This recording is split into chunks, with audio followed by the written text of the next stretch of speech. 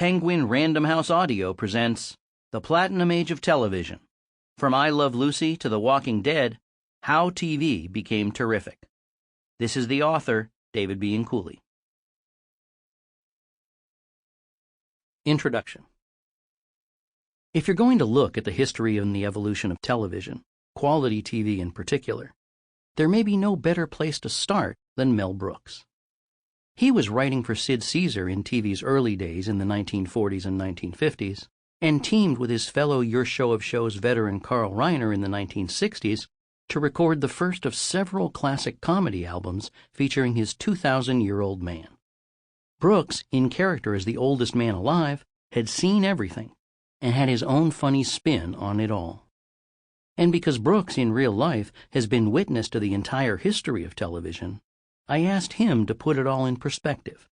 His perspective. He says, warming to the challenge. Let's begin. First of all, in the beginning, there's a 4-inch picture tube that you have to look at with a magnifying glass to begin with. And now, in Carl Reiner's living room, there's a 100-inch screen which will blind you, you know? That has changed dramatically. At the beginning, there were only a few shows. And very quickly there'd be a thing called a test pattern, with a kind of whistle, a whine at the end of it. That meant for you to wake up and turn off the TV, you know, so they had that sound. And everything, of course, was in black and white, and fuzzy. It was all fuzzy. And then it was clear. I don't remember when we went to color. We were in black and white for a long time. But today, all television has changed. I mean, all television now, you can see really good writing. I mean, really good writing.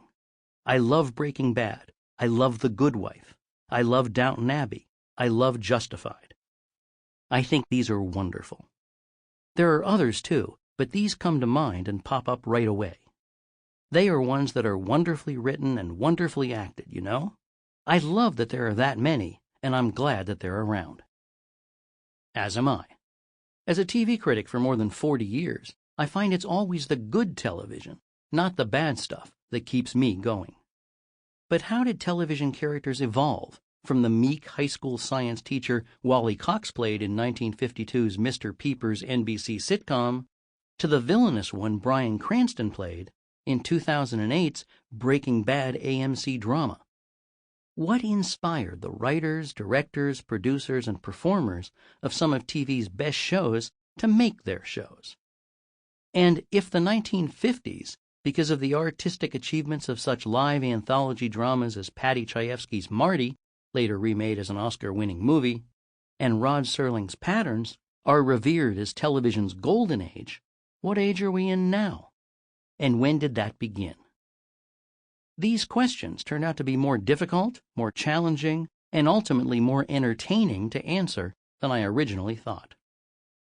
In evolutionary terms, you have to think both technologically, how advances in the medium from videotape and color to satellite, cable, and streaming impacted the product, and creatively, how, genre by genre and subject by subject, TV tended to become more sophisticated and complex. Then you have to define and pinpoint the start of your new age of television. To test and advance my theories of TV evolution, I interviewed dozens of people whose work in television over the decades I have most admired, not only to learn what previous entertainers and programs had inspired and influenced their own, but also to ask about their early formative relationships with popular culture. What did TV, and for the more senior people, radio, mean to them when they were young? What in particular inspired them to do what they went on to do in the medium of television? And as I examined all these questions, I stumbled upon one more, which ended up informing and flavoring this book as well. What did television mean to me? Why had I become and remained a TV critic, and what had that life given me in return? The Platinum Age of Television addresses all those points, starting right now. The Platinum Age of Television. First, let's establish the meaning of the phrase, the Platinum Age of Television, and why I'm comfortable both employing and defining it. One of the earliest printed uses of the term comes in my own 1992 book, Teleliteracy, taking television seriously. If the 50s were the golden age of television, I wrote then, the quantity and quality of today's TV offerings make the modern era worthy of the appellation the platinum age of television, unquote. And when we consider what was to come in the decades since, that platinum age term, which plays off the recording industry standards awarding platinum records to indicate sales even higher than those of gold record sales winners, might have been prescient, but it was also a bit premature. So when did the platinum age of television begin? Eventually, I narrowed it down to 3 possible starting points.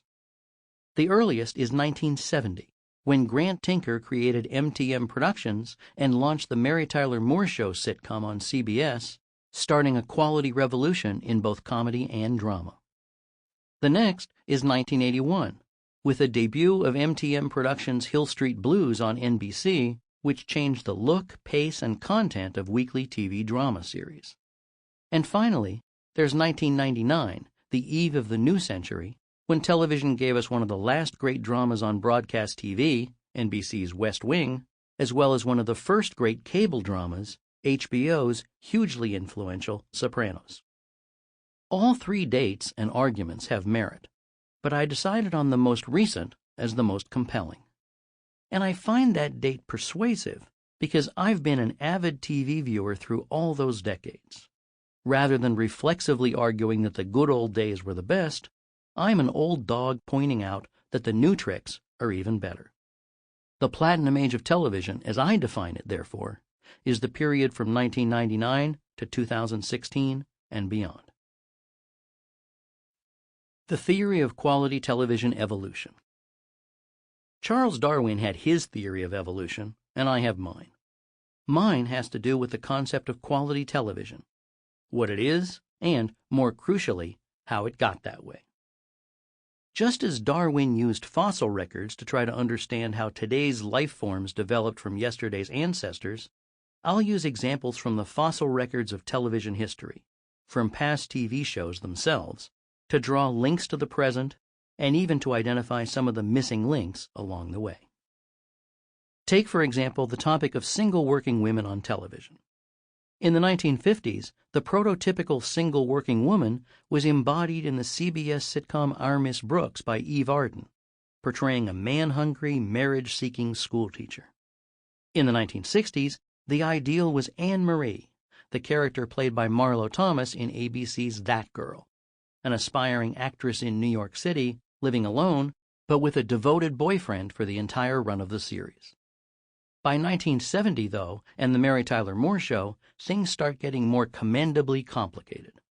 Moore's single working woman, Mary Richards, dumps her boyfriend and moves to Minneapolis in the series premiere, setting up herself and her series as an example of independent feminism, focusing on her career, dating a series of men, and taking the pill. At the end of the 1980s comes another single working woman in television, this time as the on-camera star, Candice Bergen as the newscaster Murphy Brown on CBS, a character who famously inflamed a national debate when she chose to have a baby out of wedlock, enraging the then Vice President Dan Quayle by her lifestyle choice. And in between Mary Richards and Murphy Brown, you have a key missing link.